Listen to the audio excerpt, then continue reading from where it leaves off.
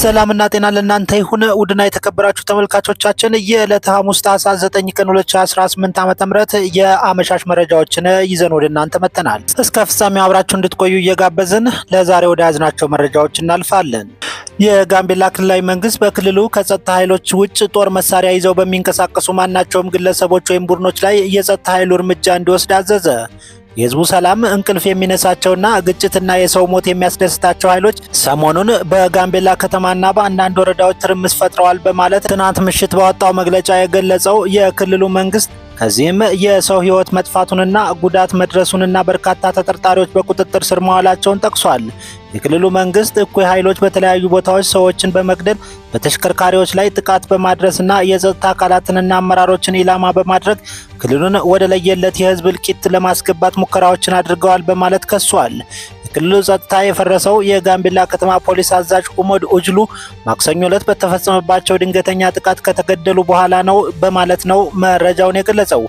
የክልሉ መንግስት በግጭቱ የስንት ሰዎች ህይወት እንደጠፋ ወይም ከግጭቱ ጋር ተያይዞ ስንት ተጠርጣሪዎችን በቁጥጥር ስር እንደዋሉ ይህ ዜና እስከተጠናቀረበት ዛሬ 11 ሰዓት ድረስ ምንም መረጃ አልገለጹም። በተያያዘ መረጃ በጋምቤላ ክልል የመከላከያ ሰራዊትና የፌዴራል ፖሊስ መግባቱን ርዕሰ መስተዳደሯ ተናግራለች።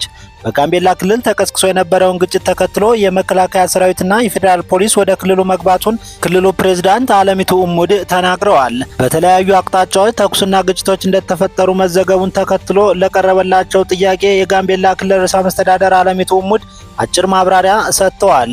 ርዕሰ መስተዳደሯ በክልሉ የጸጥታ ችግር ተፈጥሮ እንደነበር አልሸሸጉም። የግጭቱ መንስኤ በተመለከተ ሲናገሩ አንድ የፖሊስ አዛዥ በመገደሉ ምክንያት መሆኑን ገልጸው አዛዡ ከመገደሉ በፊትም የጸጥታ ችግሮች በየአካባቢው ሲፈጠሩ እንደነበርም አውስተዋል። ይሁን እንጂ ከግድያው በኋላ አካባቢው ሰላም የነበረ ቢሆንም አንዳንድ አካባቢዎች ላይ የተለያዩ የተኩስ ድምጾች ሲሰሙ ነበርም ብለዋል። በክልሉ የተነሳው ግጭት አሁን ላይ የተረጋጋ የከተማው እንቅስቃሴ ሰላማዊ መሆኑንና በከተማው የሚያሰጋ ነገር እንደሌለ ርዕሰ መስተዳደሯ ተናግረዋል። ግጭቱን ለማረጋጋትና የከተማውን ሰላም ለመጠበቅ ወደ ክልሉ የመከላከያ ሰራዊትና የፌዴራል ፖሊስ አባላት መግባታቸውን አስረድተዋል። ከዚህ በተጨማሪ አንዳንድ አካባቢዎች ላይ ችግሮች መኖራቸውን ገልጸው በቦታው ሰላም ለማስፈን እየተሰራ ነው ብለዋል። በእርሳቸው ርዕሰ መስተዳደርነት የሚመራው የጋምቤላ ክልል ትናንት ምሽት ባወጣው መግለጫም በርካታ ያላቸውን ነገር ግን በቁጥር ያልገለጻቸውን ሰዎች በቁጥጥር ስር መዋሉን አስታውቋል። ይህም ብቻ ሳይሆን ከጸጥታ አካላት ውጭ የጦር መሳሪያ የያዘ ግለሰብ ወይም ቡድን አስፈላጊ ሲል የጠራውን እርምጃ እንደሚወሰድበትም አስጠንቅቋል።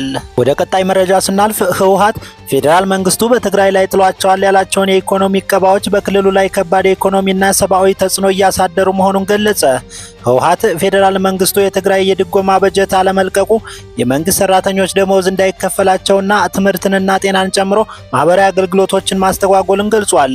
ፌዴራል መንግስቱ የኢፈርት ኩባንያዎችን የባንክ ሂሳብ በማገዱ ኩባንያዎች ሙሉ በሙሉ ስራ እንዳቆሙና የሰራተኞቻቸውን ደሞዝ ክፍያ በመቆሙ ለችግር ተዳርገዋል ያለው ህወሓት ወደ ክልሉ በሚገባው ነዳጅ ላይ ለ10 ወራት የቀጠለው ገደብ የአምቡላንስ አገልግሎትን ጨምሮ ማህበራዊ አገልግሎቶች ተስተጓጉለዋል ብሏል። የመንግስት እርምጃዎች የቀባና ህዝብን በጅምላ የመቅጣት ገጽታ እንዳላቸውና መተማመንን የሸረሸሩ አዎንታዊ ውጤቶችን የሚቀለብሱና ዳግም ግጭት እንዲፈጠር የሚያደርጉ ናቸው በማለትም አስጠንቅቋል። ዓለም አቀፉ ህብረተሰብም ለጉዳዩ አፋጣኝ ትኩረት እንዲሰጥ ከባለድርሻ አካላት ጋር ግንኙነት እንዲያደርግ የግጭት ማቆሙ ስምምነት እንዲተገበር የሚያደርጉ ጥረቶችን እንደሚደግፍ ህወሓት ጥሪ አድርጓል። ይህ በእንዲህ እንዳለ የቀድሞው የትግራይ ጊዜያዊ አስተዳደር ፕሬዝዳንት ጌታቸው ረዳ በፕሪቶሪያው የግጭት ማቆም ስምምነት መሰረት ሰላም ስር መስደድ አለመስደዱን የሚወስኑት ሁለቱ ወገኖች ሰላምን እንደ ግዴታ ይወስዱታል ወይስ የውስጣዊ ሽኩቻ ማራመጃ አድርገው ይጠቀሙበታል በሚለው ላይ እንደሆነ አፍሪካ ሪፖርት መጽሔት ላይ ትናንት ባወጡት ዘለግ ያለ ሀተታ ገለጹ።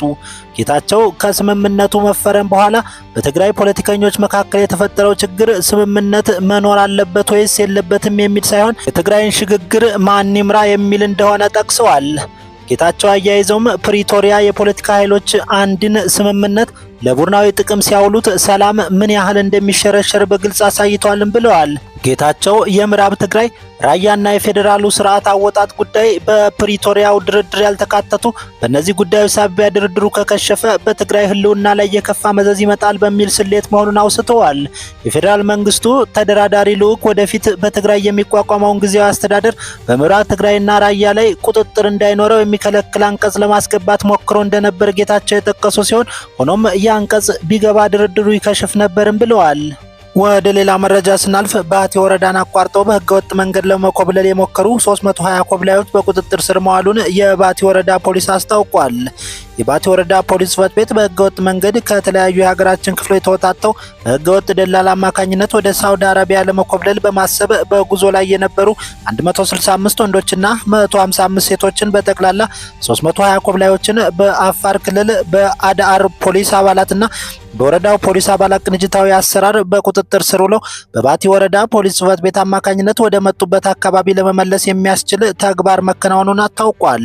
ከነዚህ ህገወጥ ኮብላዮች መካከል ለአቅመ አዳም ያልደረሱ እድሜያቸው ከ13 እስከ 15 ዓመት የሚሆናቸው ህጻናት እንደሚገኙበትም አስታውቀዋል። የወረዳው ፖሊስ ጽሕፈት ቤት ለህገወጥ ኮብላይ ወገኖቻችን የስደትን አስከፊነት የሚያስከትለውን ጉዳት በሚመለከት በባለሙያዊ ግንዛቤ ማስጨበጫ ትምህርት በመስጠት ወደ የመጡበት አካባቢ እንደሚሸኙ የወረዳው ፖሊስ ጽሕፈት ቤት ተናግሯል። ከውጭ ወደ ያዝናቸው መረጃዎች ስናልፍ በሱዳን ካርቱምንና ሰሜናዊቷን የወደብ ከተማ ፖርት ሱዳንን ጨምሮ በበርካታ ከተሞች ከዛሬ ማለዳ ጀምሮ የኤሌክትሪክ ኃይል አቅርቦት ተቋረጠ። የሱዳን ከተሞች ከፍተኛ የኃይል መቋረጥ የገጠማቸው ከሱዳን ጦር ሰራዊት ጋር በመፋለም ላይ የሚገኘው የሱዳን ፈጥኖ ደራሽ ኃይል በምስራቃዊ ሱዳን በሪቨር ናይል ግዛት ውስጥ የሚገኘውን አልሙቅሪ የተሰኘውን ቁልፍ የኤሌክትሪክ ኃይል ማመንጫ ጣቢያ ዛሬ ሐሙስ ንጋት ላይ በድሮን መምታቱን ተከትሎ ነው። ቡድኑ በጣቢያው ላይ በደቂቃዎች ልዩነት በፈጸመው ሁለተኛ ዙር የድሮን ጥቃት በጣቢያው ላይ የተከሰተውን ከፍተኛ የእሳት ቃጠሎ ለመቆጣጠር ጥረት በማድረግ ላይ የነበሩ ሁለት የነፍስ አድን ሰራተኞች የተገደሉ ሲሆን የአገሪቱ የዜና ምንጮች ይህንንም ዘግበውታል። የኤሌክትሪክ ኃይል እጥረት ያለበት ሱዳን ከኢትዮጵያ ኃይል እንደምትገዛ ይታወቃል። በመጨረሻም የአፍሪካ ሰዎችና ሕዝቦች መብቶች ኮሚሽን የአፍሪካ ሀገራት ፍልሰተኞችን በጅምላ ወደ ሀገራቸው መመለስና በፍልሰተኝነታቸው ብቻ ፍልሰተኞችን የማሰር ድርጊቶች እንዲቆሙ ጠየቀ። ኮሚሽኑ የዓለም ፍልሰተኞችን ቀን አስመልክቶ ባወጣው መግለጫ 4 በፍልሰተኞች መስመር ላይ የሚጠሩ ፍልሰተኞችን የማፈላለግና የነፍስ አድን ስራዎችን እንደሚያጠናክሩ አሳስቧል። በፍልሰት ላይ የሚጠፋው የፍልሰተኞች ሕይወትና ጠፍተው የሚቀሩ ፍልሰተኞች ቁጥር እየጨመረ መሄዱን በጥልቅ እንዳሳሰበው ኮሚሽኑ ገልጿል። የትኛውም የፍልሰት መስመር ፍልሰተኞች ተሰውረው በሚቀሩበት ሊሆን አይገባም ያለው ኮሚሽኑ ዋናው ችግር ፍልሰት ሳይሆን አገራት የሚሰጡት ከለላ ማነስና አድራሻቸው ለሚጠፉ ፍልሰተኞችና ስደተኞች ያላቸውን ግዴታ ለመወጣት ነው በማለት ወቅሷል። ፍልሰተኞችን በጅምላ ወደ ሀገራቸው የማባረር፣ ድንበር ላይ ከመጠን ያለፈ ኃይል መጠቀም፣ ፍልሰተኞችን ማሰር፣ በዘር ማንነት መፈረጅና የጥላቻ ንግግሮች መበራከታቸውን ኮሚሽኑ የጠቀሰ ሲሆን ፍልሰተኞችን ማሰር በፍርድ ቤት ስር የሚታይና በጊዜ የተገደበ መጨረሻ አማራጭ መሆኑን እንዳለበት አጽንኦት ሰጥተዋል። ክቡራትና ክቡራን ተመልካቾቻችን ለዛሬ የነበረን መረጃ ይህንን ይመስላል። ቻናሉን ሰብስክራይብ ያላደረጋችሁ ቤተሰብ በመሆን ሰብስክራይብ አድርጉልን እያል በነገ ቀጣይ መረጃ እስከምንገናኝ መልካሙን ሁሉ ተመኘን።